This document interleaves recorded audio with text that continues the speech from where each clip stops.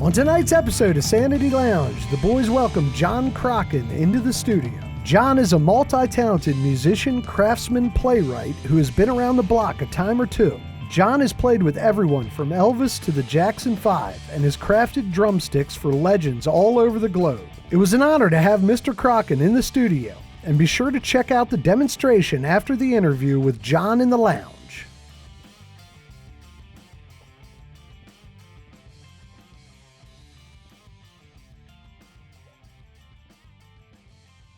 All right, welcome Baltimore to a special episode of Sanity Lounge. We have in my opinion, a local drum legend, Mr. John Crocken in the studio, and you're going to see a demonstration of rudiments. It was cool, yeah. I know. Was awesome. If you're a fan of the show, we have discussed rudiments a few times in here, and Woe Davis has asked about rudiments. And you're going to get to see a lot of those rudiments on a little demonstration. And John is also a maker of drumsticks. Yes, and that's right. He's world-renowned drumstick maker. We're going to get into all that and his very interesting history with the instrument. John, welcome to the lounge. I appreciate you, sir. Thank you. I appreciate being here. Yeah. Now, I'm going to lead off just with the obvious. What was your history with the drum? I mean, what's your call to the instrument? Well, I started when I was 6, and I'm now 80. Right, 80. We were wondering.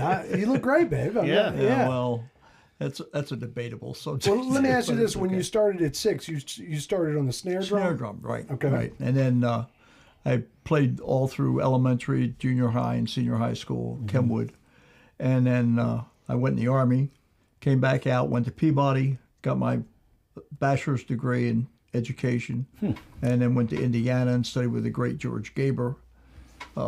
Who was phenomenal place. It was great school of music, terrific. And then I came back and started a drum shop and played freelance at Paintersville Music Fair. I was the first drummer at the Mechanic Theater. Oh, wow. Local drummer. And we opened up with Hello Dolly in 1967. Wow. Betty Grable. That's awesome. Hey, so let me ask you something real quick. I don't want to go through it too quick, but the Army, you drummed in the Army? Yeah, I was with several bands. I went to the Navy School of Music, had a great teacher there, and met Kenny Malone, who was a phenomenal drummer. Well, let me ask you that. What does that look like, military drumming? Like if you're you were in the Army? Right. So if you're in the Army and you're a military drummer, what does that look like in comparison to like That would be all after basic. Well, we had, after basic training. And they tried to get me to play a drum on basic, but carrying a rifle and carrying a drum was a little bit too... That's got to get tricky. Was a little bit too much. Right. But after basic training, the Navy School of Music, I went to Aberdeen Proving Ground. I wound up there. It was my last duty station. And we played everything from soup to nuts. So we played parades. We had a big band. I got you. Played gigs. Played for the officers' club, trios, quartets. I got you. Whatever was needed right. at the time. Aberdeen Proving Ground is a training center for recruits for ordnance. And they have a graduation class every week. And we played for the graduation. Wow. Yeah, that's got to be good training. Yeah. I mean, for drumming in general, because it's discipline. And, we were called on when MacArthur died. They had a big parade for him in Norfolk, and they grabbed all the drummers they could get from this area and bussed us down to Norfolk to play the parade for him. Wow, that's fun. Or that's an honor, of sorts. I mean, it was interesting. And what is that? You got a sight read, that kind of gig, or you just memorize? No, we memorized the stuff. Interesting. I was going to ask you that. Those pieces that you do, that's all memory, just life of memory. Yeah, well, it's improvisation, but it's based on pieces, rudiments that I played. Right.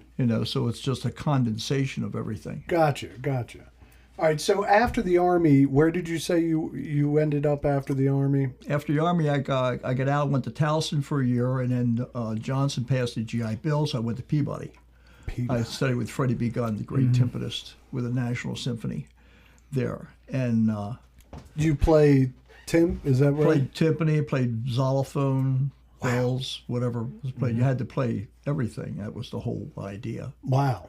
I've always wanted to dive into that world. It's like, I mean, the Peabody world? No, the the xylophone and well, that too. But you know, when I was there, I was taking an audition for Peabody.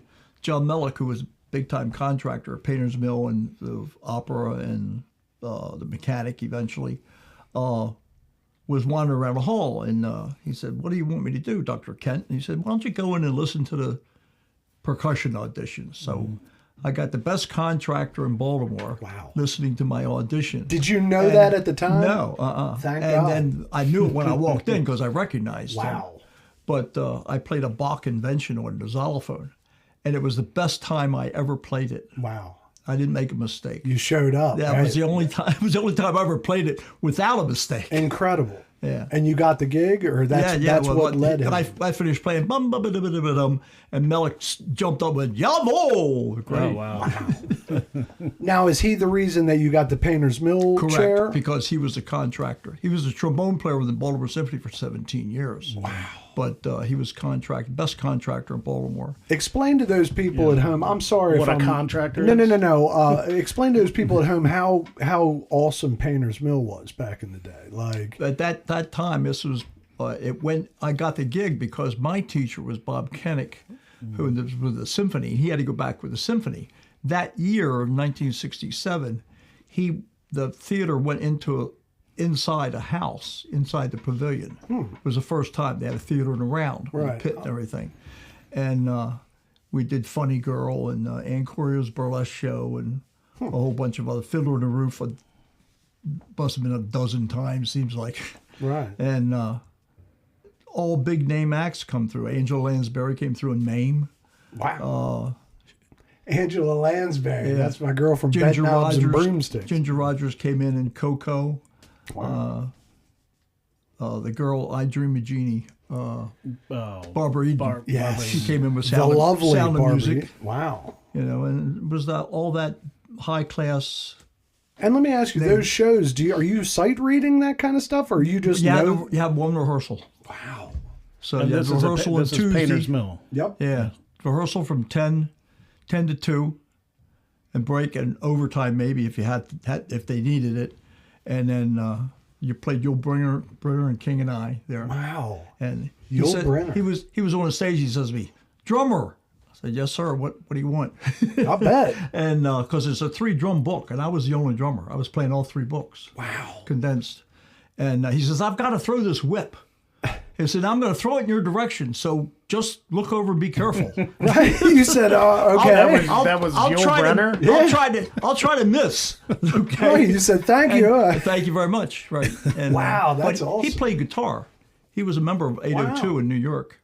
And I asked him about it one time when we were in Washington, and he said, "I can't play anymore. I have arthritis. Can't finger the guitar." So what are we saying here? Painter's Mill, you were like the house drummer? Correct. So bands didn't bring drummers? Or it No, was, sometimes not they at, did not at then? that time. At that time, Shelley Gruber and Lee Gross had the theater. They had like 5 different theaters, and they would start a different show in each theater. Okay. And then they would rotate all summer long. Okay. Would do it twice, and so Fiddler on the Roof would be here, open up, then it would go to Shady Grove in Washington, then it would go to Westbury, New York, and then we would get another show. We would get Mame or whatever else was on the docket at the time. Yeah, you were on the circuit, like at that point. Like Michael Jackson came through with the Jackson 5. Wow. He was just a kid. I mean, he was only about that tall, you know. Did you drum for them? Yeah. Uh-huh. Wow, Mr. John, look at you. This is why we're doing this The here, first sir. concert That's what I I'm ever saying. saw was the Jackson 5 reunion victory tour in like 87, 85, maybe 87. I have the program still. But yeah, but you're talking like 70s. Well, yeah, when or he's a 60s? kid, 70s, yeah. 72, 73. Well, no, that's what I'm saying. That. I saw the reunion tour. That's incredible. Yeah. That's fun. That's awesome. Yeah, it was big. It was Did you quite meet the old experience. man? Did you meet Joe, his father? No, not those guys. was gonna say that- Hines and Dad came in. The Gregory Hines and Oh, his wow. brother. Nice. They came through. Their father was at the pit. Sonny and Cher came through. Gregory Hines, incredible tap dancer. Oh, I mean, yeah. talk about rudiments. That tap, Terrific. right? Rudiments, like tap dancing are rudiments. They're yeah. using paradiddles. It's like the same. He would do "Cute" by Neil Hefti, the brush drum solo. Yeah. But he would tap to it. Wow. So you'd hear ba da ba ba ba da. Oh my gosh. Then he would go. Gregory Hines, man. Yeah. Terrific. Yeah, popcorn feet. Unbelievable. Yeah. I worked Elvis once. Wow. With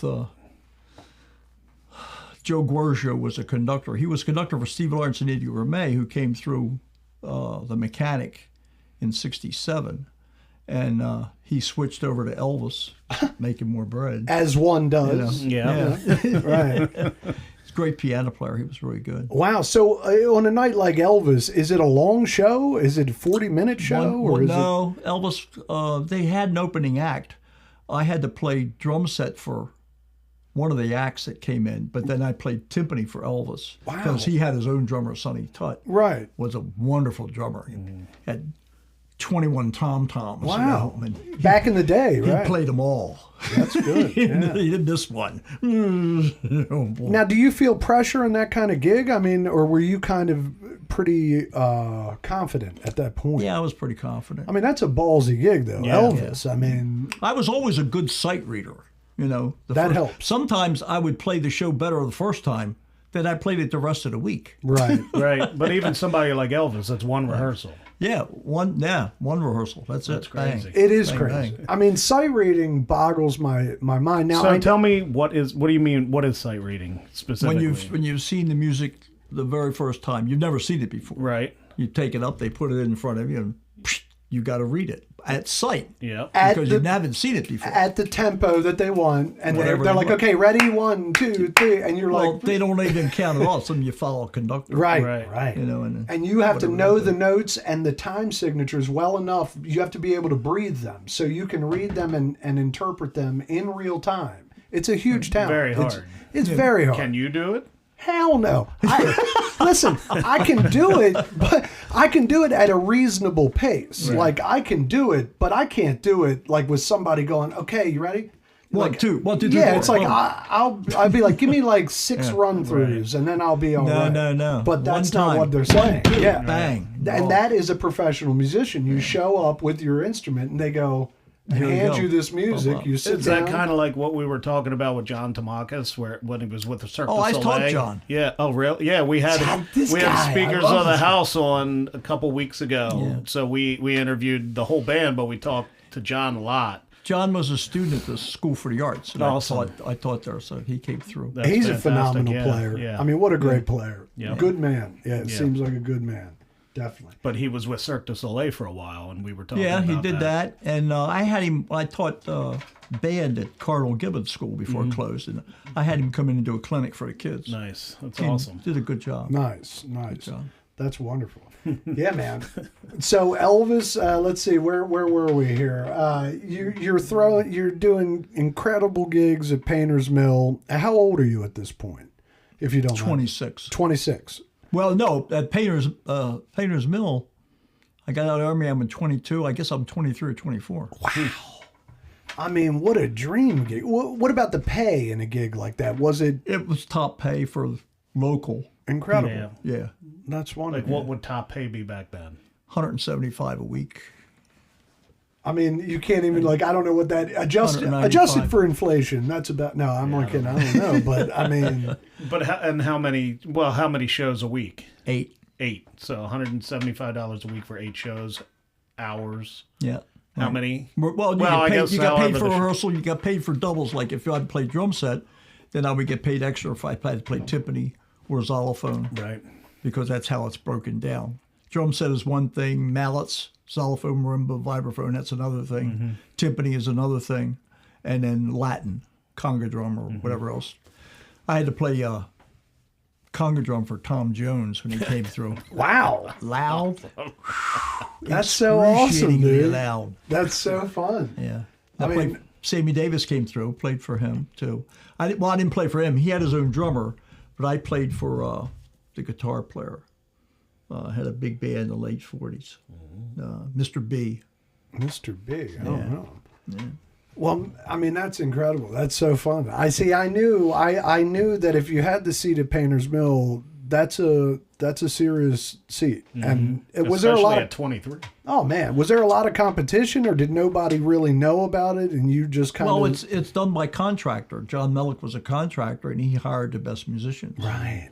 That's such a sweet gig. Yeah, he said he went in and did that all. Yeah, right. You did it right off the very first time you did that piece in front of him. It was the moment. Had to. I mean, that was a gig.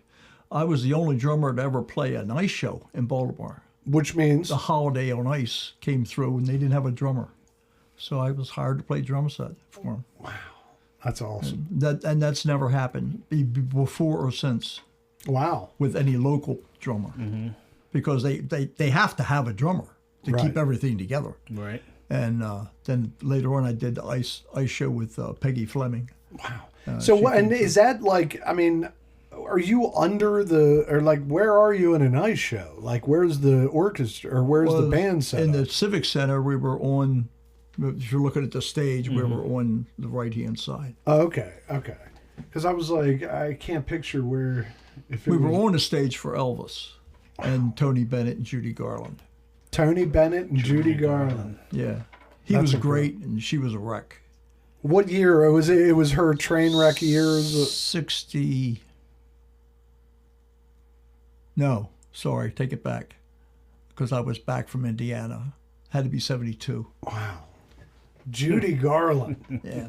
Dorothy. Yeah, man. Yeah. She had a drug problem. She had a pill problem. Yeah, she had a serious. She was laying on a stage and not doing very well. And somebody in the audience yelled, "Boo!" Oh no! And she looked up and she says, "I agree." Oh man, you know that. You know you're in deep shit when somebody boos and you're like, I know, right? Yeah. It's like, sorry, damn. Yeah. Wow, that's that's crazy. Okay, so moving on from your illustrious career, how did you get into crafting? Like, talk to me about your history with Stoitzman. First, tell the people at home, or tell Woe Davis about. Yeah, like who this man is. Okay, Buck Soisman was a Soisman. Soistman. I always put a T on. Yeah. He was the last of a family of drummers dating back to the Civil War that made drums. Right. And family originally came from Philadelphia, and he moved to Baltimore. And at one time, he had his father and 4 brothers formed a drum line.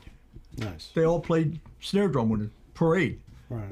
Chewing their tobacco and spitting it all over the place and everything, while they were going down.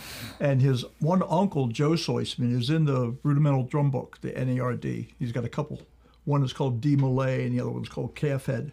And he was a representative for the Leedy Drum Company. And I have his snare drum. Wow. I inherited that. And 2 snare drums. One's a parade drum and one's a concert snare drum. Leedy instruments. And they say inside of it, to Joe Soisman from the Leedy Drum Company. I like that. And so anyhow, that was his uncle. Harry is mentioned in Moeller's book. Let me reach a second. This is the man who was George M. Cohan's drummer, who made that Eagle drum originally. Oh, wow. And Gus had a... let me show the camera that book. Gus wrote a book in 1925 describing what he considered a perfect drumstick. And I duplicated it. It's there. This is it here. Mm-hmm. Now, that's made out of Brazilian cherry. But he liked a heavy stick. That is a heavy stick. Yeah. And it's the Moeller. Yeah. And it plays almost effortlessly. And I tried to do it over and over and over for a year, and I couldn't get it. I said, I'll do this one more time. And it worked. The last Trying time to replicate it? Trying to replicate it. Because he was very specific. I mean, this is 1925. 5/8 inch diameter. Down like 9 inches. It starts to taper. Comes down to 7/16, goes up 4/16 through the bead, an acorn-shaped bead. I mean, he was very specific. Wow. For 1925, done, not machined. No, yeah. I mean, when I make my sticks, I'm doing it by hand. Lathe. Yeah. I watched your video. Yeah. I mean, that's incredible. It's fascinating. So once you dialed that one in, you kind of got the itch to do it as a career? Well, or? no, I asked Buck. Buck made sticks. Right. That pair of sticks that I'm using on the Grand Republic drum, they were his sticks. Oh, okay, so he was And originally. these 3 models here are his sticks. Then what's a walking cane? The walking cane. Because it's used for backbeats, has a flared butt Yeah, at the you bottom, see so the drummer turns his hand over and back and forth. Those are big. Yeah, these are tree trunks, baby. And then this is the Air Force model. I was at Williamsburg, Virginia over the weekend, and that was the most popular stick guys were buying. Is that right? Yeah. The old. And then this is the rudimental stick. Girl. I mean, this is like a bed knob. Yeah. Yeah. Like, and why? What's so the rudimental stick? Because you use it just for fifes and drums. Interesting. Yeah. And then So that makes sense for rudiments only. Yeah. Like what's like the biggest difference between like I mean I'm not saying like size and shape. Right. Like what's the biggest difference you would hear, I guess, or well, you would feel this is made of. so they're really for drummers for feel, not necessarily sound. Nope, does both. Right. Persimmon gives you a certain sound on the drum. Mm-hmm. This is rosewood. This is the concert stick. These are gorgeous. I don't make too many rosewood sticks. Very difficult to work with and very I expensive. guarantee it. What? Because it's hard, or Yeah. yeah. Very dense. It won't take varnish. You got to Oh. use oil. Oh, really? If you put varnish on it, just lays there for 2 days and still never sticky. cures. Never Wow. dries up. And then this is the drum set stick, which I used on the other snare drum. I like these. I like the feel of these. Everybody, that has a long taper. Jimmy Chapin, the great drummer, drum teacher, he used those sticks all the time. Is that right? Loved them, yeah. The John Crocken brand? Yeah. Wow. And Max Roach as well. Wow. Look at you, man. Yeah. I taught at Catonsville Community College for a couple of years, and I had Max come in and do the clinic. Marvelous man. Oh, I guarantee. I mean, he's an incredible Great player. Yeah. I mean, but he spoke so well. Wow. I'm just... What year was that? Or roughly? 78. I mean, 79. that's incredible. Max how Roach. would I know who Max he is Roach if has I didn't? relatives in Baltimore. He's a legend in the drum world if you're a drummer. He was a big band drummer, but he also, Okay. I mean, he's just a legend in the drum world. Like if you're a drummer, He played with Charlie Parker. Okay. right, jazz, Yep. Yeah. all of it. those quartets and everything. And I know him from Modern Drummer. Like, I mean, I know him from like drummers will point out that's Max Roach, and I'm like, oh, you know, but I know the history of Max Roach just from Modern Drummer and reading about him over the years and stuff like that. That's incredible. That's so fun. I rented him a drum set. He came in with Ethel Ennis's club one couple of days, and I rented him a drum set. He wrote me a check, but I never cashed it. I couldn't bear to cash. Wow. Yeah, that's cool. Because it had a signature. You frame it. Yeah, he framed Max Roach's. Awesome. You said that he's got people around the area. I didn't realize that. He's from he Baltimore? has relatives here, but I don't know where they are. Right. That's But when he interesting. did my clinic, I was going to take him back to the airport. He says, "No, I don't have to. I got to ride. One of my sisters here or aunts here or somebody." So he got out. That's wonderful. Then this is the Practice 5Z stick. It's sort of like a 5B, but has a little different taper, and that's made of Purple Heart. Yeah, that is a. Yeah. And Purple Heart's a type of wood. I've never right, heard of that. Right, Until Purple Heart, today. and the Brazilian Cherry, which I showed you with a molar stick, and with Buck had 13 Civil War drums. Like authentic. Authentic Civil War drums. Wow. He gave them all away before he passed, and I got one. It's a And beautiful drum. that had a pair of sticks with it, Right. and I duplicated that stick. So that's a Civil War stick. So his family were drummers in the Civil War as well? Yeah. Or they were deep in the game. Yeah. Well, they made drums for there's a plaque that I have that was written in German. Yes, I think I saw. Is it the letter? The Yeah, $47.50 Yeah, receipt. right. That's it. That's Yeah, it. That's I it. saw that. Yeah. And so it's written in German. They had it translated into English as well. Yeah. So there are two versions. of the same letter. Right. I'm assuming same order. He played for the Union. $47 for. Yeah, that's not the made. Confederates. Right, right. Who knows? I don't know. Yeah. Yeah, we'll have to get into Did that. they sell drums to both sides? I always thought it was one guy. Yeah. Because it says C and F Soisman. Mm-hmm. No, it's two brothers. Okay. Charles and Frederick. Two brothers in Philadelphia. That's how it started. Wow. And then Buck's grandfather made drums, and he got caught up in the Baltimore fire in the 1910 or whatever that was. Yeah. Wow. And burnt him out. He was on Redwood Street, and the fire just wiped out the whole block. Oh, wow. Yeah, that would have been in the area. And so what? Then Buck continued the history. Anyhow, so Buck's father, Harry, right, is in this book. Wow. Is mentioned in Moeller's book as having a great snare drum roll. right. And he played at the Gaiety Theater. He had a heart attack on a Friday night, died. Oh, God. And then Buck went in and replaced him the next night. So it was father and son. Wow. Back to back. Wow. And That's interesting. This is your Yeah, you gave This me is- that when we met for okay. lunch a while ago. Right.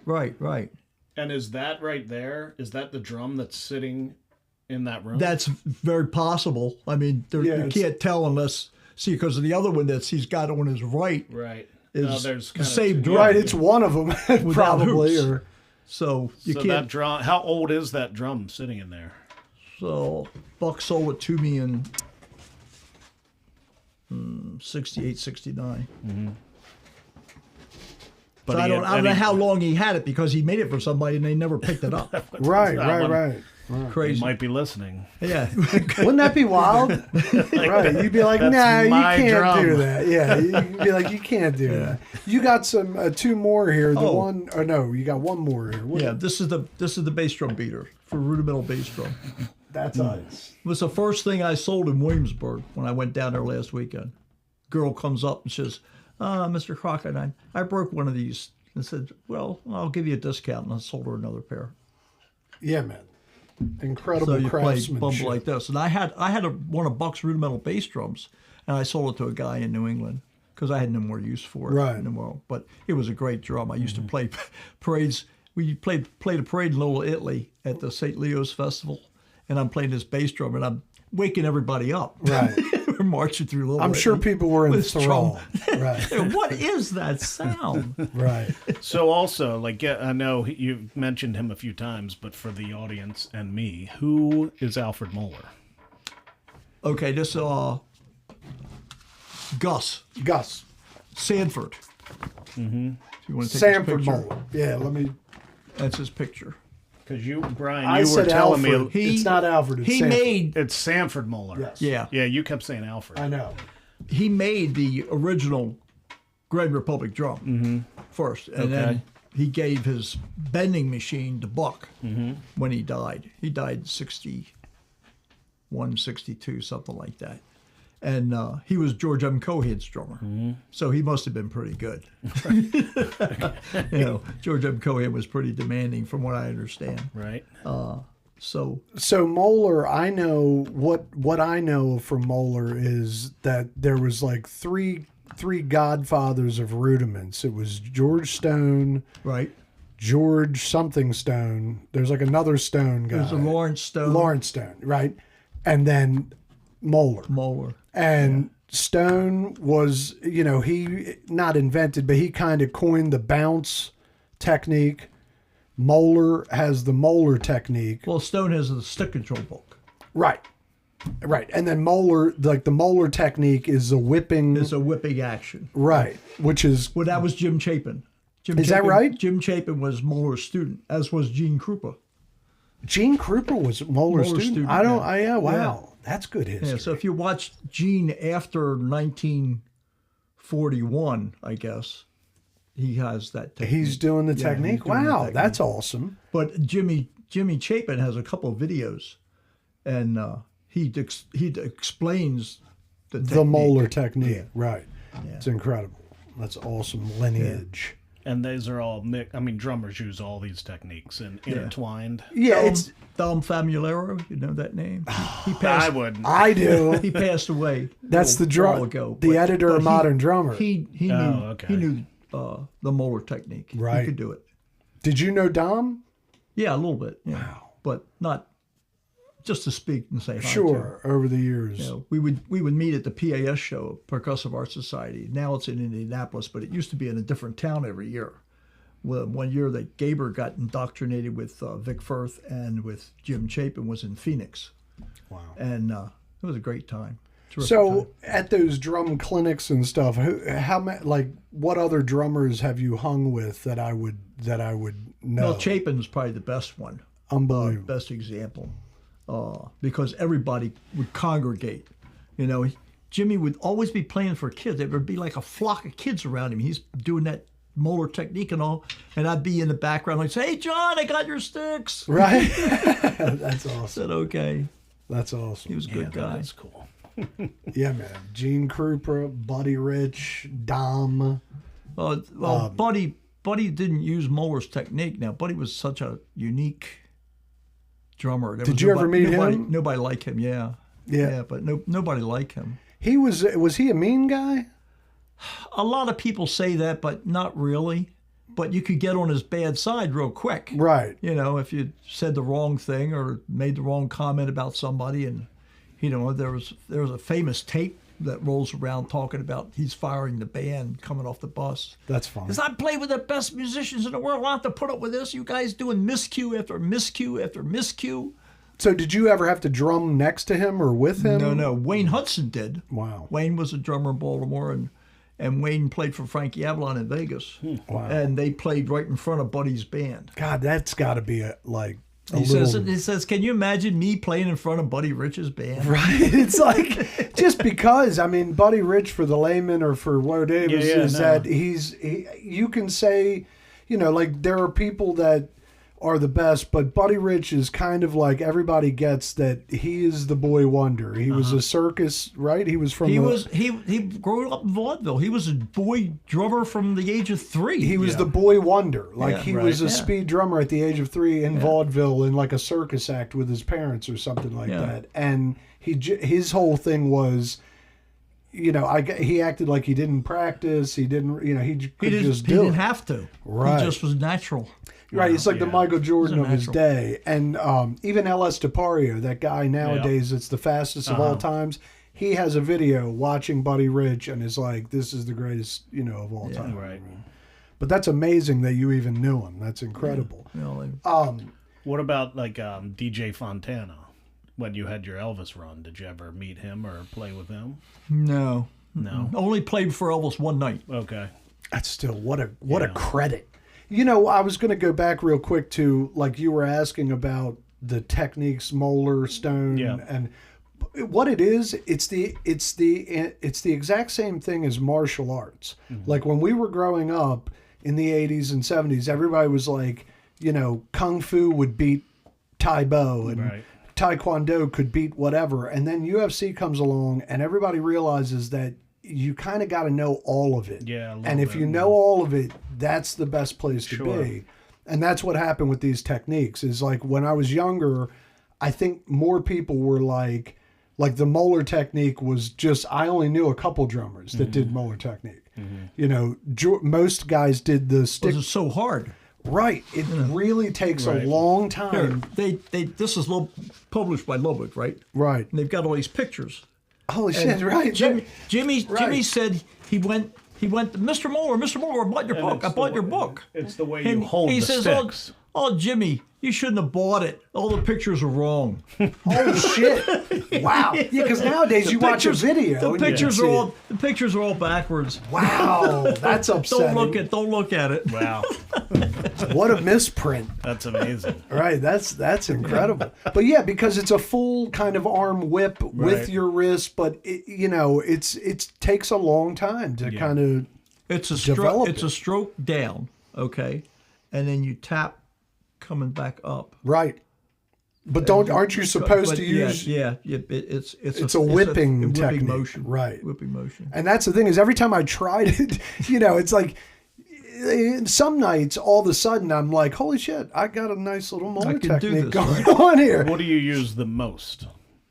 Oh, well, I'm not. Or a is it great just drummer. you? You use the Lepo technique. I use the Lep sauce, no, baby. that's fair. I'm a gorilla. Like That's I'm not fair. like this cat. I came to it through different measures, so I'm kind of winging it. But over the years, I would say nowadays I feel like I do use the Moeller technique. Right. Because I'm palm down a lot. I feel like I do a lot. Like, I don't know. I could be wrong about that. But if you ever see me play, maybe you'll come up to me and be like, yeah. Well, this is kind of going way back. Like you said, you started playing the drums when you were 6. Yes. Was your family musical? Why did you just started? My dad whistled. Later was- on, my mom played accordion. But it was just... Christ, you guys are going polka. My grandmother said I was be in her pantry beating pots and pans Right. with spoons and stuff, and that's... And what about lessons? I took lessons at the beginning, yeah. And then the teacher came up to my mom, he says, he reads the music better than I do. He says, so there's no sense in him staying with me. He needs to go see somebody else. That's awesome. Yeah, I mean, that, But I had some terrific teachers. There was a drummer in town named Teddy Hawk. Was probably the best drum set player that ever came through. And I studied with Chuck Memphis, and he was terrific. Also, he wrote a book which was quite instrumental in doing different time signatures. He would do 5/8, 7/8, 9/8, like the Dave Brubeck thing. right. Take out. 5. And he would do all of that. And it was really terrific time. And then when I went to see Gaber in Indiana, he had such a terrific career. He played timpani for Toscanini and all those kind of people. He played all the studio work in New York. He could play conga drum. He played main act was timpani. Right. But he played a bell thing for me on The Sorcerer's Apprentice. And at the end of my 2 years, I was going for my master's, and I couldn't believe how fast he played it. Wow. I was like, whoa. Why didn't you tell me this 2 years ago? Right. You told me this 2 years ago. He said, well, there was no need. You found out about it, didn't you? I said, yeah. But, That kind of it's a little control, tough. man. Yeah. I But love when it. we would go to the PAS show, there was a whole cadre of Gaber's students that would show up, and we'd all have a great time. That's awesome. Yeah. That's good stuff. Terrific. But he was such a terrific teacher. I mean, he was really good. He would just sit down behind his desk and say, no, do it this way. No, do it this way. But I learned a lot in percussion ensemble. We did meet on Saturday because he would go up and say, no, hit the cymbal like this. No, hit the conga drum like this. And Yeah, because you learned all of that from the other guys, Right. not just from Because him. it does matter, like how you Yeah, hit the. absolutely. I mean, it really Absolutely. matters. How you approach it. Definitely. Okay, so I want to keep on track so we get to everything. You brought a bass pedal accoutrement, right. an implement for a bass pedal. Talk to me about that. Buck had a pedal by Moeller, Okay. and it had a roller on it. Okay, but it was completely self-contained. Now, I never saw the pedal. I saw drawings of it, but I never saw the pedal. I said, there's got to be a better way to do this. And so I came up with the Speed-A-Beat. Okay. Yeah, here, if you want to put it on that. Yeah. I'm thinking what we're going to do It's is... not going to scratch it up, though. Well, just because I don't know. I just don't want Wheel to kill me.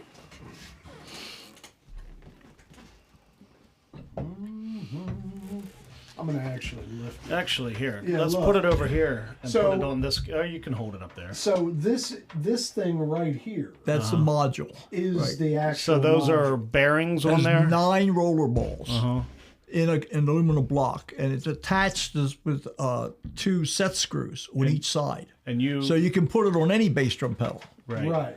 It makes you go faster. And you kind of adjust it on the board here where you want it, where the weight should go. Yeah, well, some guys go sideways. Some guys go north and south. Some guys go east and west. right. You know, this way or that way. And I mean, Everybody's at different. that, I mean, I understand just from, I guess, I mean, I Of can see physics. how you can make that, how it'll make you go faster because your foot's not like Right, it's smacking, it's sliding. Right, it's sliding. Yeah, Sliding. that's Some guys. so Some who- guys go side. I can't That's go a great sideways. idea. But I've seen guys go sideways Yeah, like that's lightning. a great idea. So these So- are actually ball bearings. How? Let's Yeah, see. yeah, that's what we were saying. So how? incredible. I mean, how fast can you play it? Well, I've got a video of that too. Yeah. Oh no, Mike. Yeah, I'll give you a card. So that you made that piece there. Well, we can put the video in with this. Yeah, probably. so we can we- like yeah, add yeah, it yeah. to Here, the. wait a minute. I'll give you a card. Nice. So you. It's got the video in it. Oh my God, that's a George Costanza wallet there. You made that piece that's on Here it there, correct? I had a machinist make it. But it was your. But that's based on my design. It's based on your design. I patented it. I got a patent on it. That's Really? awesome. Yeah. And so if you click that QR code, Right. it'll take you to a video. My son's a videographer, and he made me the video so we could show how fast you could get Yeah, yeah, with yeah. I it. want How to many check that beats out. Yep. per minute you get. And what? How many? If you get 90, because it counts them up. Bop, bop, bop, bop, bop, bop, bop, bop, bop, bop. He got it on a counter, so you can see how many beats. So how you can fast make. has it been? I've got a slow foot, and usually if you can get 90 to 100, that's pretty good. Went to 160 with this. Oh, that's Yeah, man. Well, like I said, I've never played on it and I've never seen it up close, but the idea of the ball bearings is a great idea, and it's like it is a good I had idea. it in Keith Larson's shop for a while, and a lot of the guys liked it, but it's too expensive to make. I'm trying to get another company to make it so I can produce it cheaper, Right, so guys right. can afford to buy it. Right. Because I got to charge like over $100 for it. Right, You know, right. and you could buy a pedal for $89. Yeah, right, you know, right, without the module. Right. So you got to figure out a way to produce it cheaper. Yeah, I don't know. It is I a mean, good if, idea. But if somebody wants the module, I mean, they pay. I mean, I don't. Well, I don't I've know. sold. I had originally 20 made. I've sold maybe 15, I guess, Right. across the Well, country. Yeah. You know, so I got about 5 left. well, that's not bad. I mean, Yeah. for initial run, No, you know. That's pretty cool. Do you think you could? It would take some getting used to, I would imagine, as a Yeah. drummer. Yeah, I mean, I Because you'd feel- almost be getting like everybody's- going too fast. everybody's foot's different Right. how it reacts to the thing. right. It's like you got to put it on there. I imagine you got to Yeah. play a day or two with it, Yeah. and then you'll start to feel. You could do it right away. I mean, you know, as soon but I'm as you saying put it down. to be comfortable. We had with it or a something like girl that. at PAS show. Oh, I yeah? went 2 years ago to see how many people would like it. Right. She comes up. She's getting dungarees that are all like ripped up. You know, you can see her leg through Right. the dungarees. The only reason I know that because I saw her at the end of the day. She was standing against the wall, and I didn't recognize her, but I recognized the dungarees. And I went up to her and said, "Hey, you know you were the best one today." She says, "What are you talking about?" I says, "On my speed beat pedal, bass drum pedal, you sat down and played it." I said, "You were the fastest one. Nice. You beat all the guys." She said, "No." I said, "Oh, yes, you did." Because she sat down and she goes, "Bing!" I couldn't believe how fast she was. That's She awesome. just knocked me out. Now, was she's a drummer though? That's Yeah, why she was yeah, there. she's a yeah, drummer. yeah. Yeah. Well, that's good. That's awesome. Yeah. You know. So So let's go back to the drums because I'm a maker of things. was extremely So, crafty. Watching you, I mean, it's the video just on your website. Watching. So, besides, I know some of the wood it dries, I guess, for lack of a Yeah, I better leave term, it sit for 6 months before I cut it. So how long does the process take to make a drumstick? Not even including, you said it's a minimum of 72 hours you varnish, except the Purple Heart. Is Probably that the an one that hour. doesn't take an hour to make a hour. drum? But if And you it's all count, handmade. because you got to I mean, weigh it. Yes. Okay, first you get the wood. It used to come in dowels. Yeah. Can't get dowels anymore because they come in squares. Oh, really? And so you got to cut the square down to a dowel shape, round. Oh, wow. Okay, so that's a little bit. Yeah. And so you cut the stick. That takes 20, 25 minutes. You got to varnish it. It's got to sit. You got to varnish it again. You got to sand it, varnish it again. I had 3 coats of varnish. Yeah. You weigh it. Then you tap it out on a block and to make sure the pitch is close. And then you get it out. You cut the ends off. Yep. And all that takes time. What if it doesn't sound right? Yeah. What Well, happens you if the match pitch? them up. You make. I'm working on the Air Force model now, but we just finished making. I've got an apprentice because I'm 80. I'm not going to do this forever, and we just finished making the drum set stick, and we made. I think we made 20 pair. You know, and so you take them out and you tap them and match them up. Right. Now some of them don't match. I've got a bunch of extra sticks that I didn't got match you. up. That's to anything. interesting. That So didn't match up to anything. Yeah. that's I interesting. call them orphans. Right. And it just happens. It's up to the wood. It's up to the wood. Right. You weigh it, so they're all the same weight. Right. Like the Air Force model I'm making now, they're basically 10 and a quarter ounces for the blank. Right. You know? And then however it comes out, it comes out. Right. That's interesting. I never thought about that. Like, what happens if it just sounds different, even if the weight's right? Yeah, well, and the sometimes beats are it'll right? come That would out. be weird. Right. It's It'll like, come out. Tit, tit, tit, tit. Well, that's too high. Right. It's too much of a gap. It's got to sound da da da da. Maybe a half step.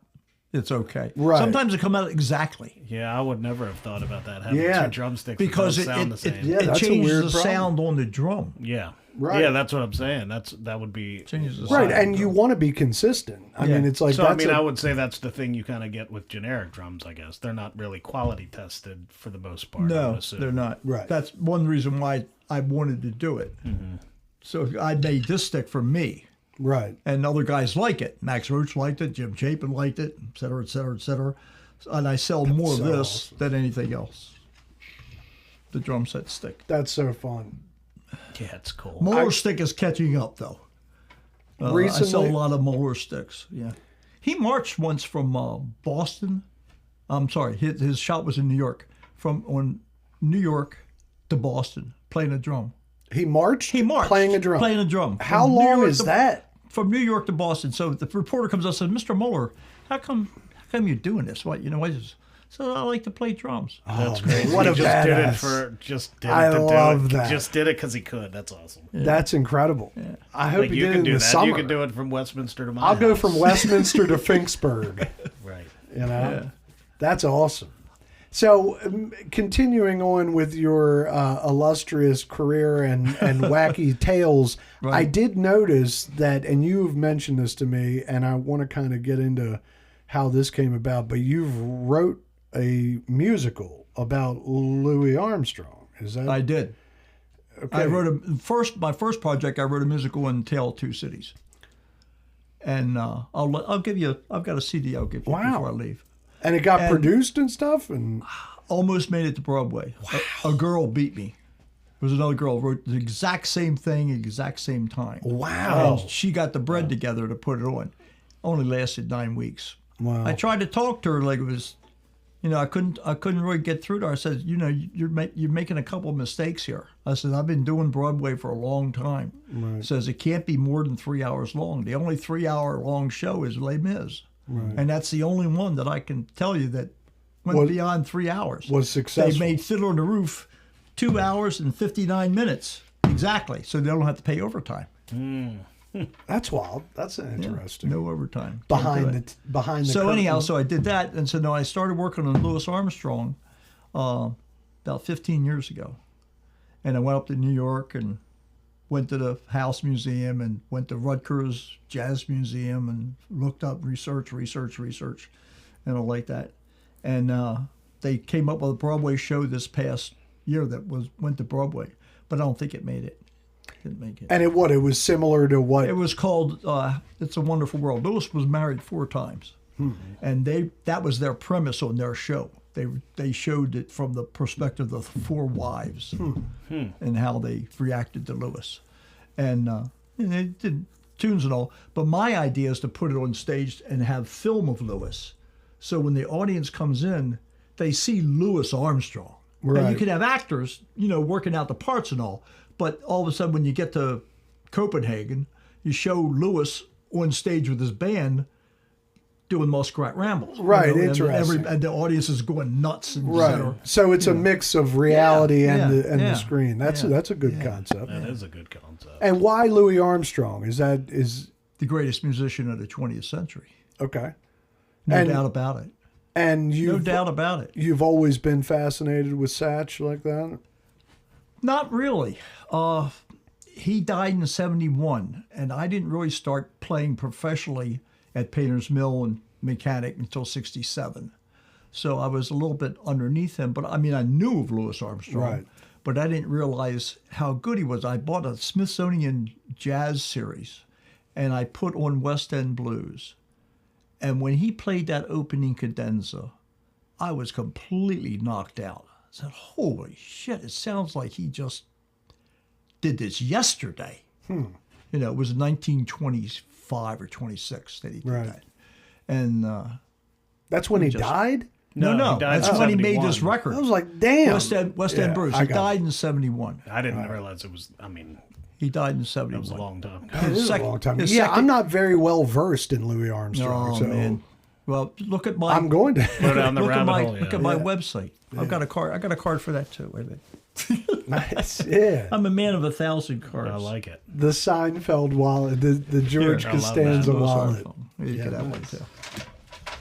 So if you go on that, you'll see scenes of what I was considering the show. I had a couple of readings. I got a couple groups together, one in New Orleans and one here, where we read through the show. So I know it works. Did your son film it?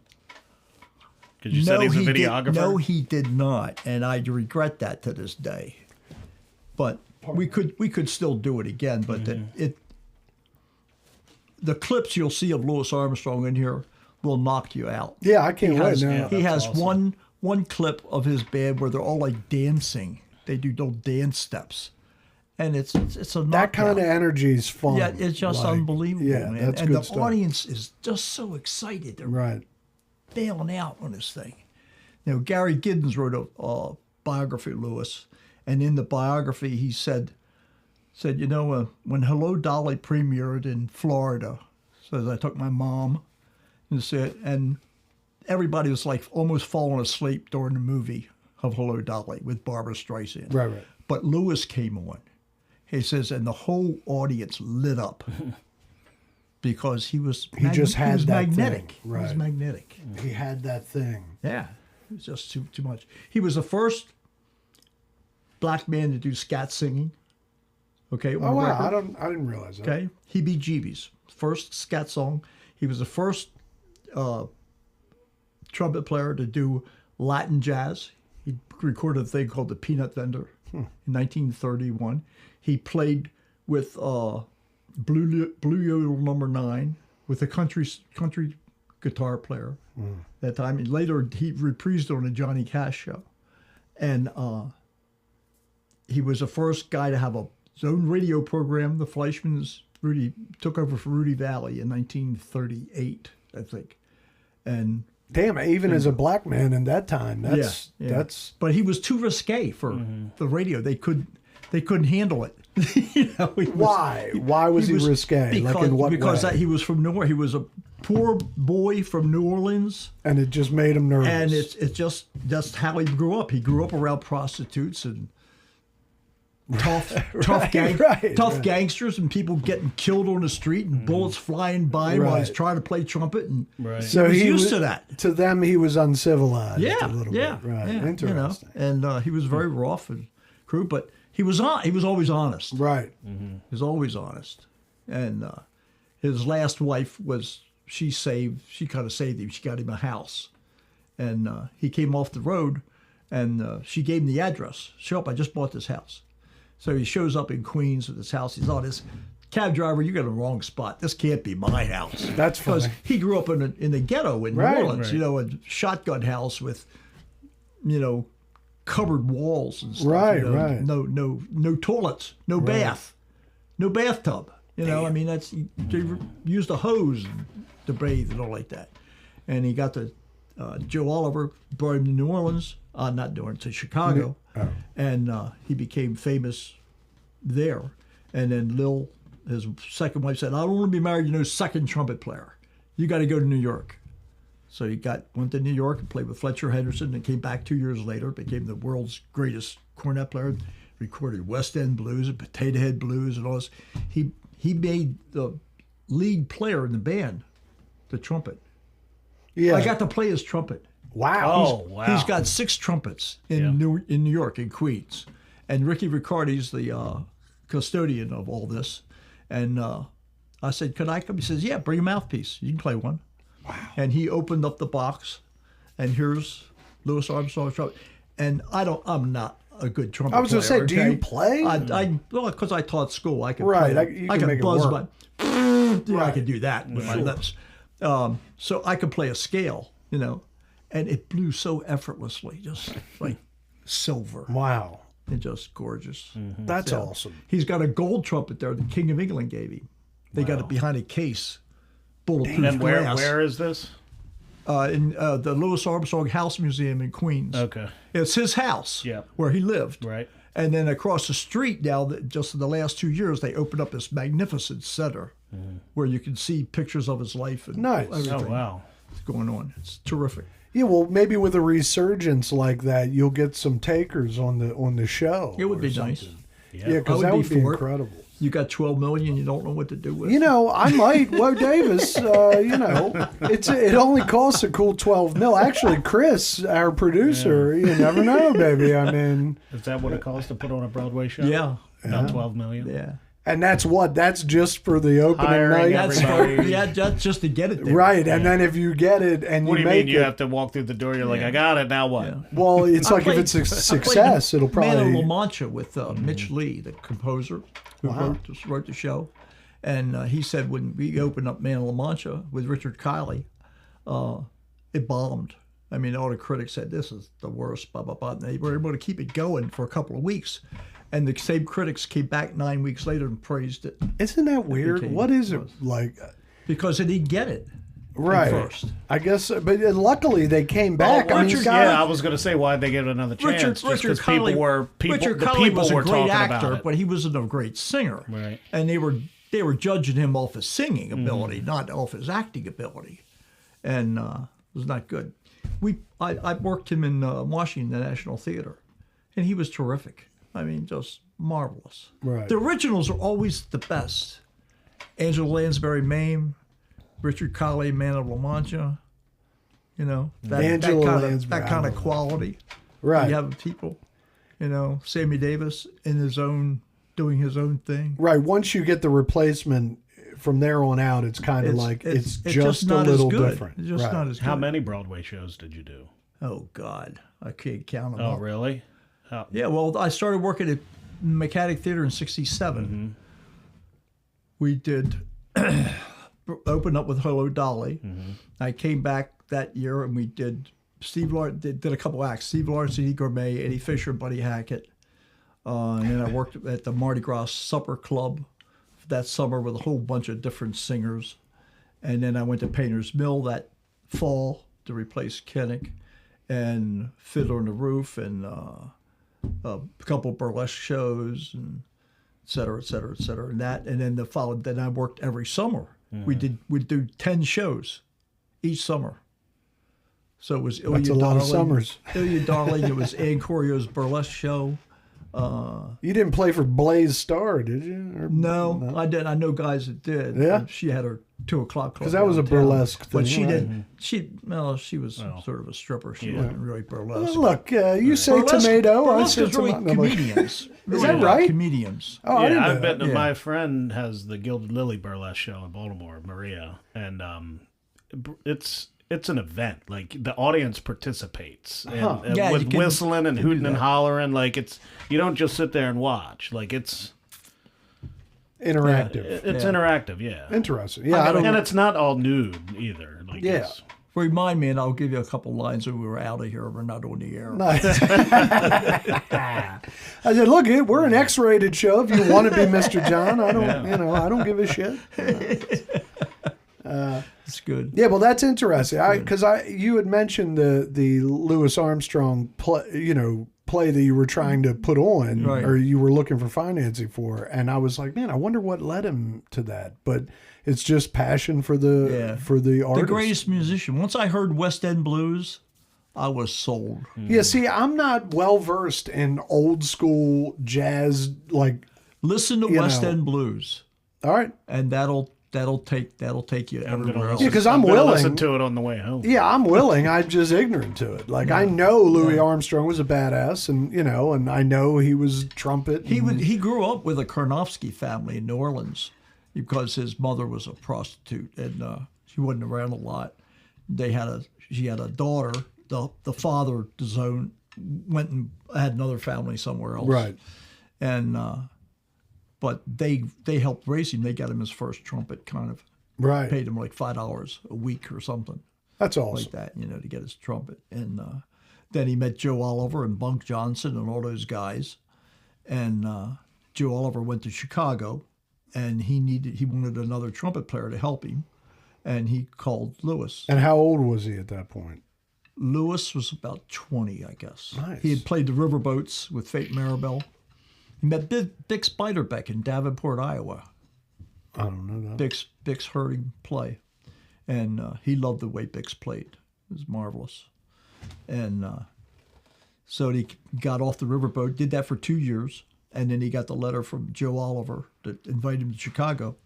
And he comes out and he gets to the Gardens, the club they were playing, and he hears the band playing. He says, the band was knocking him out. He says, "Oh, this band's too good. I'm not good enough to play in this band." Wow.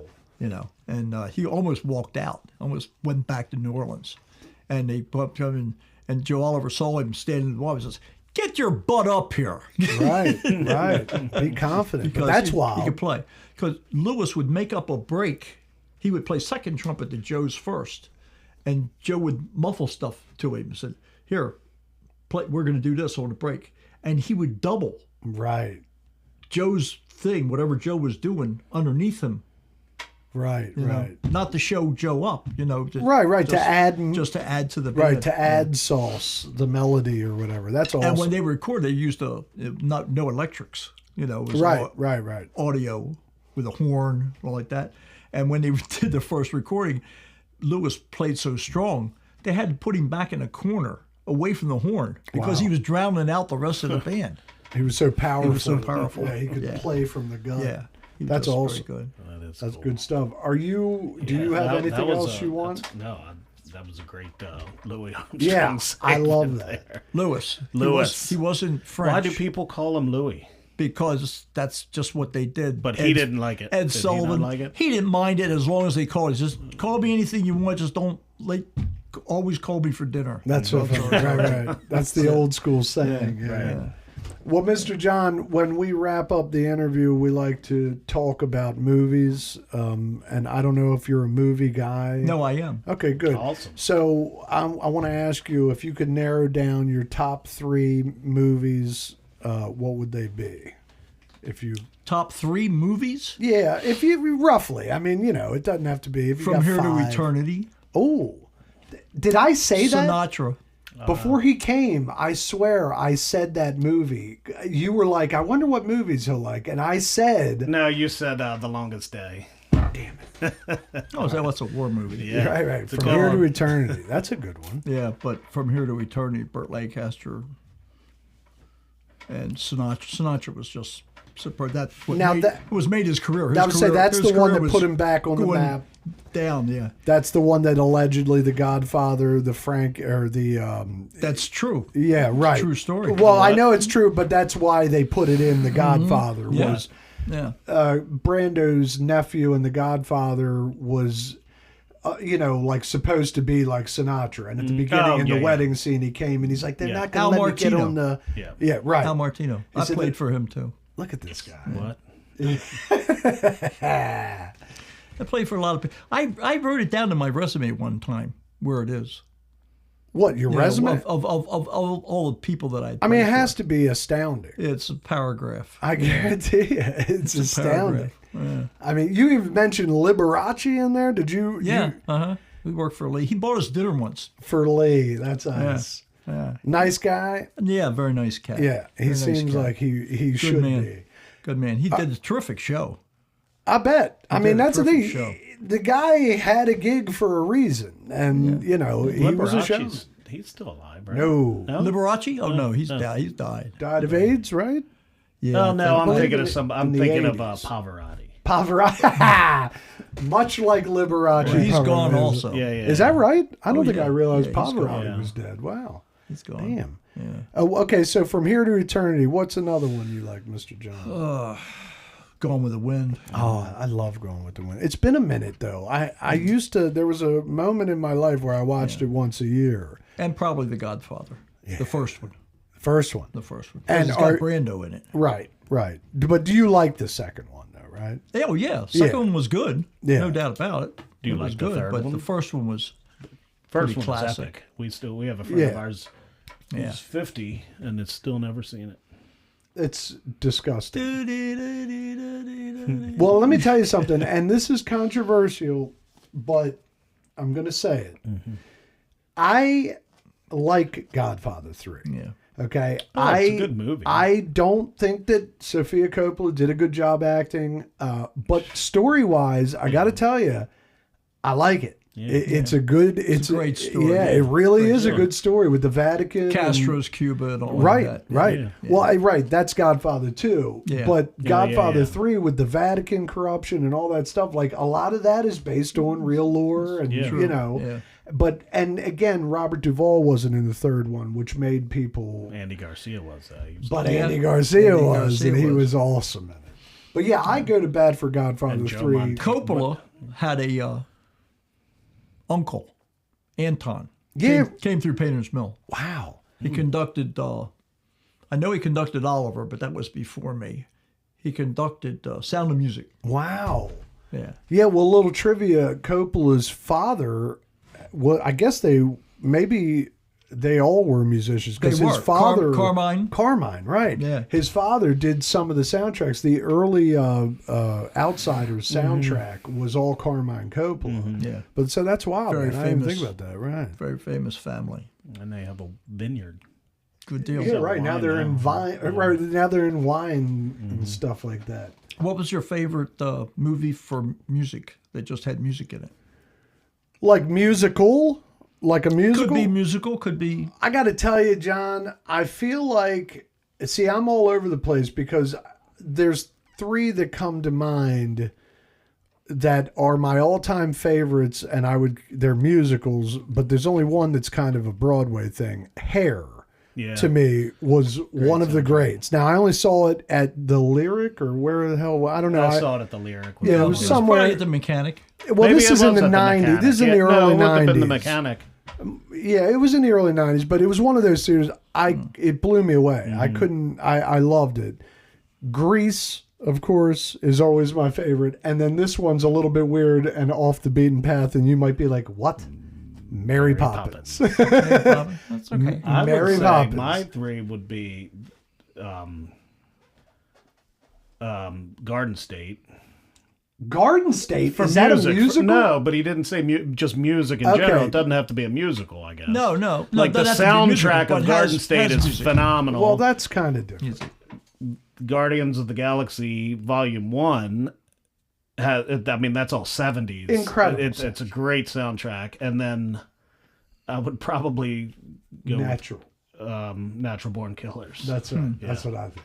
Yeah, but see, I was going Musicals, for musical, though, like a movie musical. Mary angle. Poppins is up there for me. Did you ever see Paris Blues? No, I've never even heard of it. Paul Newman, No. Sidney Poitier, All right, John, I'm writing it down. Louis Armstrong's in it. Is that right? Yeah, Damn. yeah. Paris Blues. Paris Blues. And I love Newman. And I've never seen Paul Newman plays The Sound of Music. Plays trombone. In real life? No, in the movie. I wonder if in real life he does. Cause, Paul, he could play piano. huh. So I bet you maybe you could. This back up here, Mr. John. Did you just say you've never seen Sound of Never. Music? What the fuck is going Amanda, on? Even Amanda's like, It's unacceptable. You're wrong. Yeah, it's unacceptable. I mean, this is I've bullshit. never seen it. Like, And I love musicals. but yeah, so and you that, know, it's not boring. Like it's like got Nazis Nazi, and shit. World War II, like, yeah. like The it's best, not the best Trap. drum musical is probably Man of La Mancha. interesting. It's got 3 drummers, drum set player, timpanist, and mallet player. And it was challenging to play. Oh yeah, I guarantee. oh yeah. Oh, one of my wife's favorite movies is Drumline. I don't know if that would be considered. That's so That's fun. technically Yeah, a that's musical. been a- Yeah, it's a good Considered one. out there, yeah. Yeah, it's Even been a Pitch long time Perfect, since I Pitch saw Perfect that. movies. I love those. They're They were musicals. fun. They're great. They were because fun. Anna Kendrick can sing. She can. Like everybody actually sang. Absolutely. There They are were Rebel talented. Wilson. They all Elizabeth, you were Elizabeth Banks. sang. Yeah, Flula Borg was Do you in ever part follow 2. Fred Astaire and Ginger Rogers? My father loved Fred Astaire and the dancing. I mean, like I worked Ginger once. Are you shitting me? Yeah, awesome. Ginger came through with Coco. Was she About gorgeous? Coco Chanel. Oh, yeah. That's what I Yeah, I worked her once with when Reagan was president, and she was doing a thing for Nancy Reagan, and she had this golden hair, all long right. down her back. Wow. And I was on the phone trying to call somebody about something, and she walked in the room and she was doing her hair. I said, she looked gorgeous. You said, I mean, she was an old woman, and she was gorgeous. Yeah, well, she was always gorgeous, but I bet you in real life she's even more striking. Yeah. Well, let me ask you this: was the president there, or No, Nancy? Nancy was. Wow, that's cool. wild. No, I did work for the president, Reagan once. He came in to see 42nd Street. Wow. And he was right above the box. Was it I at got Painter's I got a Mill? shot. No, it was at the National Theater in Washington. Interesting. Yeah, because I worked at Captain Harvey's in Reisterstown, and they were around since '53, and a lot of the great acts that were at Painter's Mill would go then to Captain sure. Harvey's Yeah, Craft definitely. House, Absolutely. and he had all kinds of pictures. and, They were there 53. yeah, man. It was in business It's for a a shame they long closed up. time. Yeah. Yeah. The original Captain Harvey was a tugboat captain in the harbor, and then he Some had of the this best little food. shack. Yeah. Wait, Best food. No, not Harley. Harvey. Captain Harvey Harvey. It was right on Marshall. Reisterstown Road All by right. Cherryville Plaza. Yeah. Yeah, Like Harvey right Marshall. there. Yeah, right there. Yeah, good people, good man, good history. Harley's had a jazz show on BAL at night, and he had terrific record. I don't know what happened to his record collection. It was just would fill this basement. Is that right? Yeah. Wow. Terrific record Do collection. you remember the New Haven Lounge? On I know the Havenwood? name. Yeah. So we've brought that back at Guilford Hall Brewery in Baltimore. We have music every Tuesday night there with jazz bands, blues bands. Yeah, John. We got a all lot of kinds of cool stuff. We're on I think our 5th or 6th week doing it now, which has been pretty cool. It's been a roller coaster as far as getting. It's a Tuesday night, so it is a work night, but Yeah. It's hard to get people out, but we've had good turnouts. Yeah. A lot of it. Yeah. And the bands are, we like had not this past week was a band called Fred Moss, but the week before was Joe Keys and the Late Bloomer Band, and Ben Cowan came and sat down on the kit. He's George Clinton's drummer currently Right. on this final tour. So that was fun. we had that was Jump real Street cool. in there. They're an old jazz band that's been around for a while. Terry Battle is the bass player, and they've A been lot of around good for a players in minute. Phil's Yeah. Point. Oh, Yeah. Skylar Burrell is coming on, and Ezel is her drummer. Is that right? Yeah, the dude that was with Jump Street. Yeah. Well, wait. Sunrise Orchestra was at the club in Sun down Ra. near there, Keystone Corner. Keystone Corner. Yeah, yeah. And the drummer uses my sticks, George, and they just went on a world tour. Went to England, wound up in Athens, Greece, Germany, came back, had to go into Chicago because he had a gig in Birmingham, Alabama. Wow. He had to fly into Chicago and then take a plane. That's a pain in the tough. ass. Yeah. Yeah, that's a tough diversion. That's a wild. The place was packed. Right. The for Sun that- Ra for that Orchestra. Sun Ra Orchestra. Yeah, that's nice. I mean, that's a Yeah. good. That's a good fact. run. Yeah.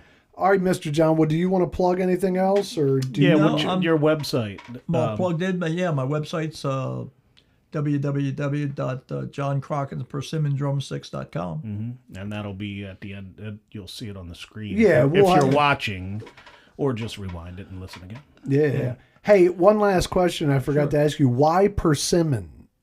That's what Buck used. Interesting. that's So it's just That tradition. came from wood. him.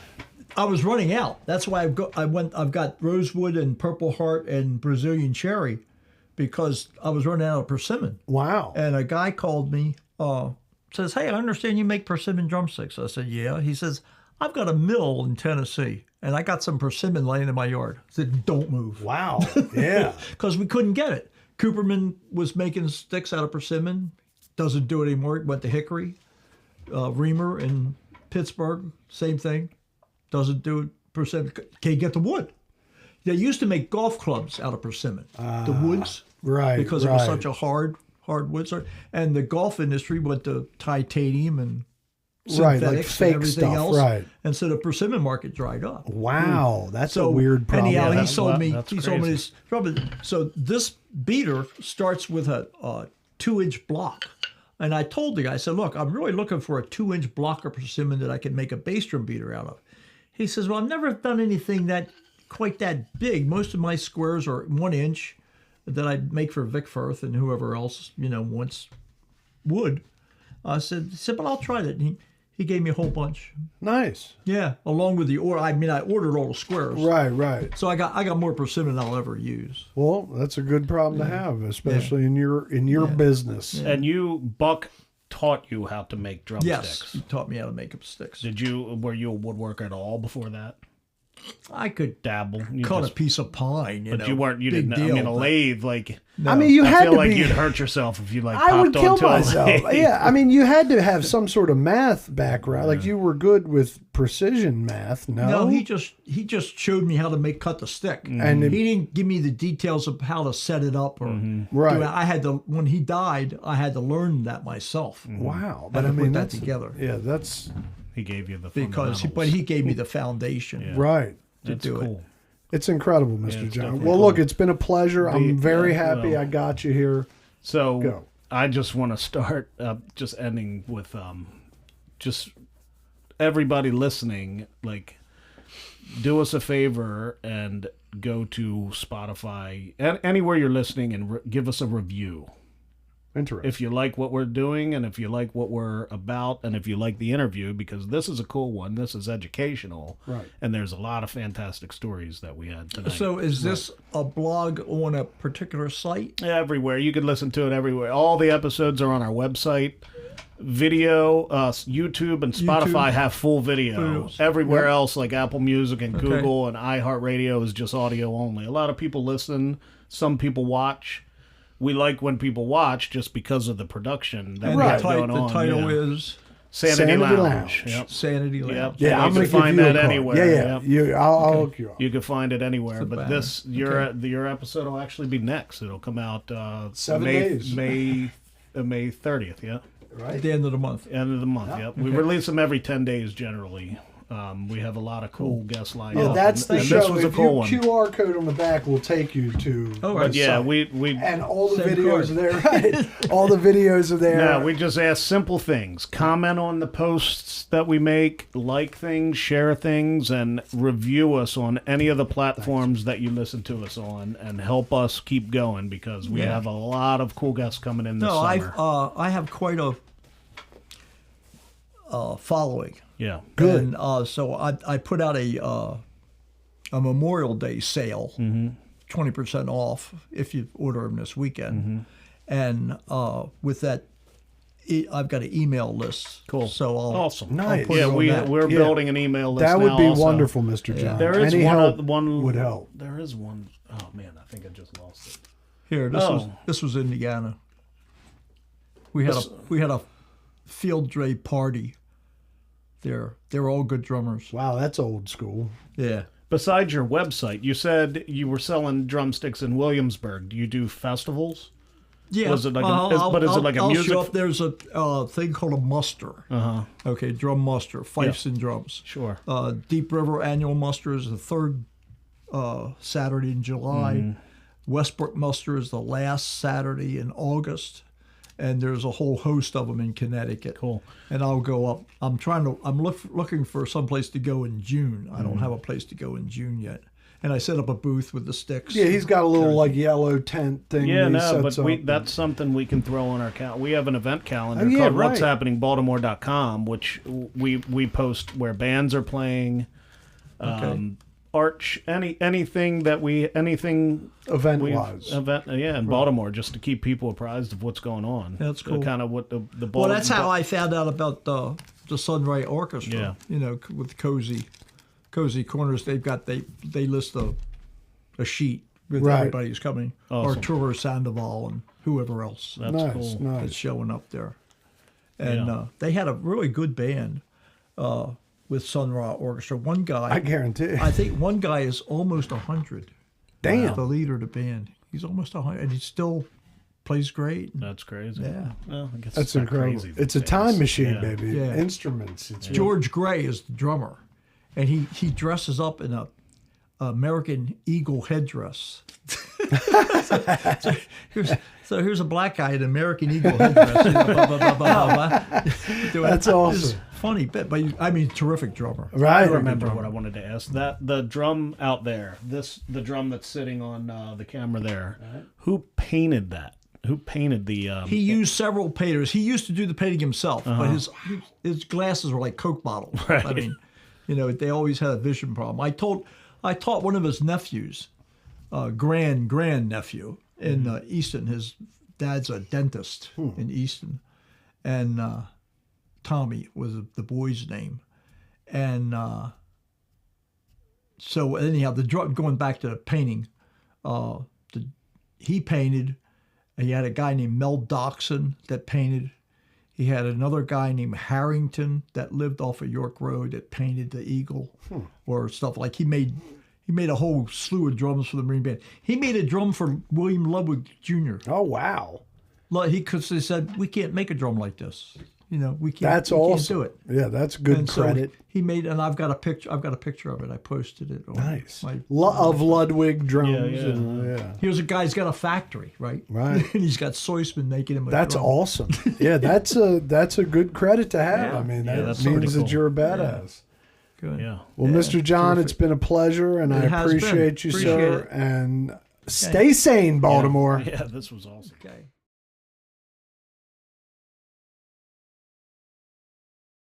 Okay, this is Charles Soisman's Grand Republic drum.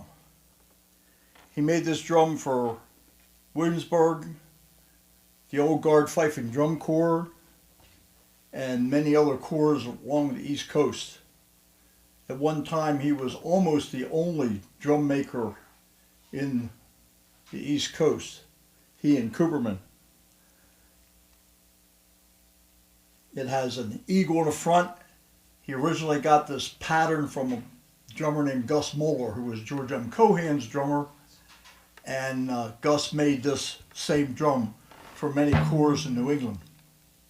So this is by Buck Soisman.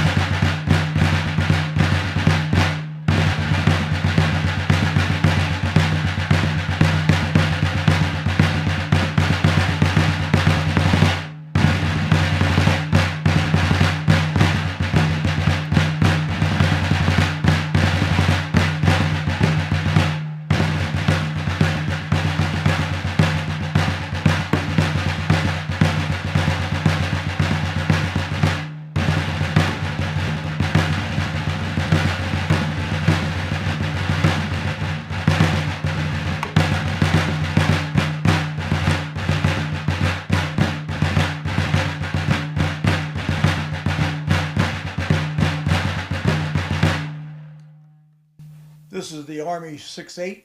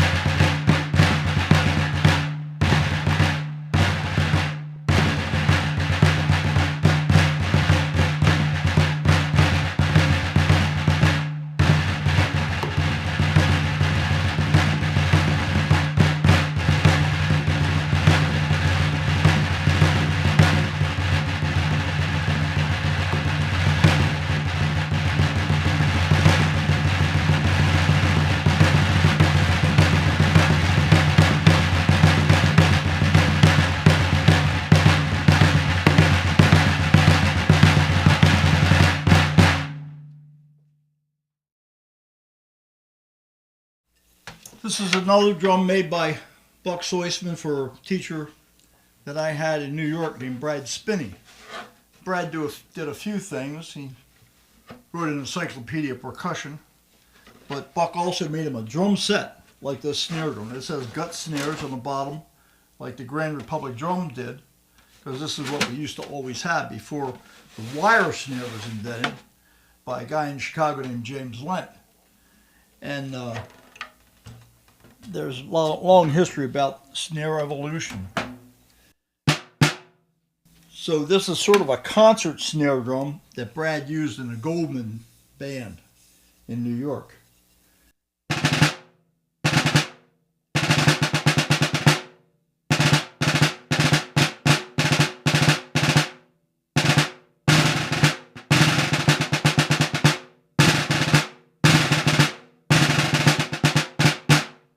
And of course, Brad played you turn the snares off, you get a tom-tom effect, so you can play like a merengue.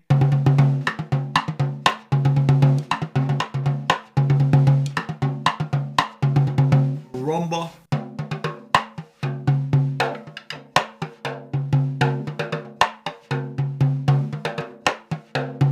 A mambo.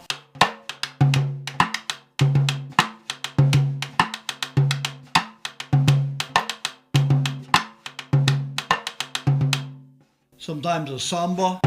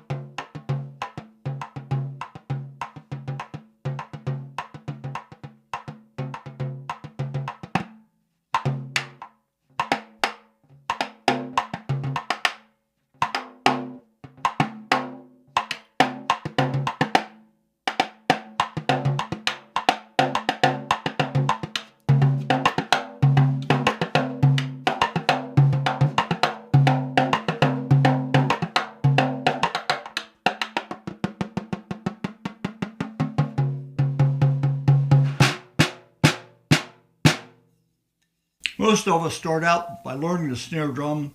We learn to play the long roll.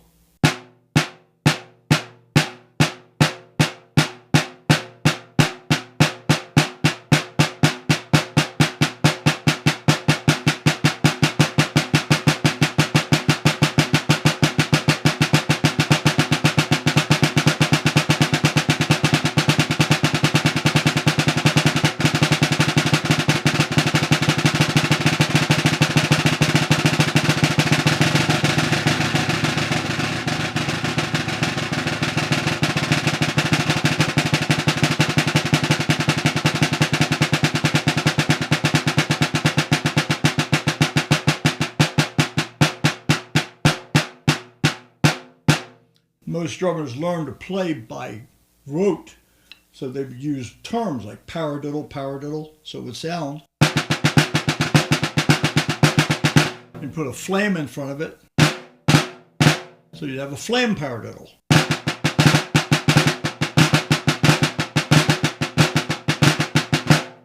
You could have a ratamacue. So then we'd have a single ratamacue. Double ratamacue would be 2 roughs. Triple ratamacue would be 3 roughs.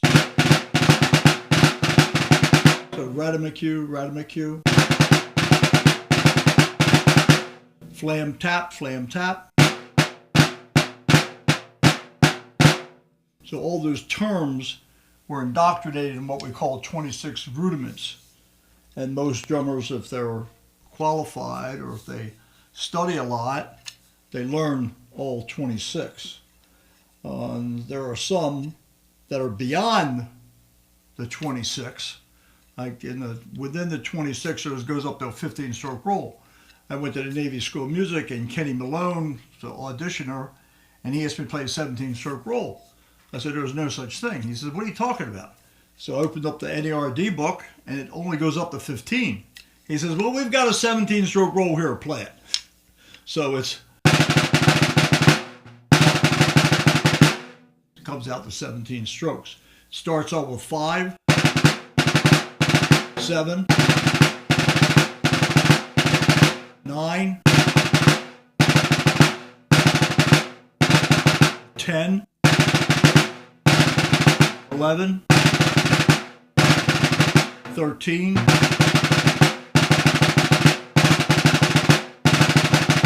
15,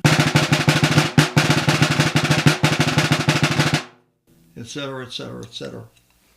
But that's usually as far as we name them is concerned, because most of our rudiments are done in 2/4 or 6/8 time. As an extension of that, we play Latin rhythms.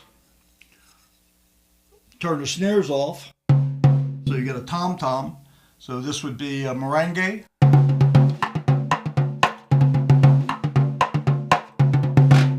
This would be a samba.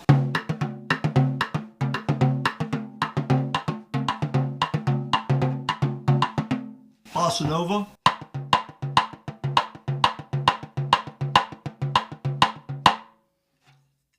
Tango.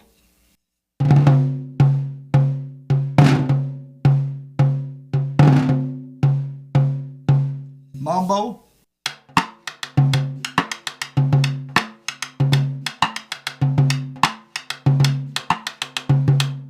Rumba.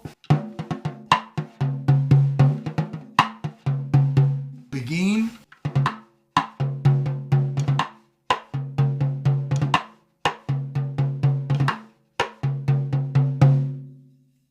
There are about 10 of those Latin rhythms that I used to teach all my students all the time. They're located in my drum book on chapter 3, and it was easier to write a book about them than trying to write things out all the time for the students.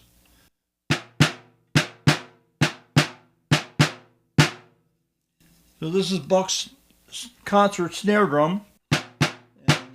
He made me a drum also. This one has a plastic head on the bottom, so it's not affected as weather. We had a rainstorm here in Baltimore today, and it affects the skin. So the drum that Buck made for me has skin both on the top and the bottom, so I only take it out on very special occasions that I can use it where the weather is good. Other than that,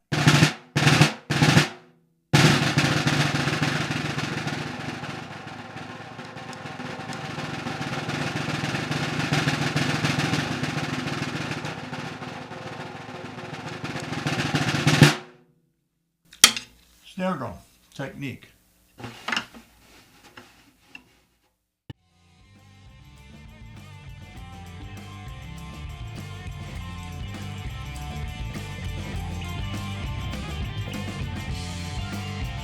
Thanks for listening, Baltimore. You can find us at www.sanitylounge.com or on Instagram at sanity.lounge. Keep listening and subscribe.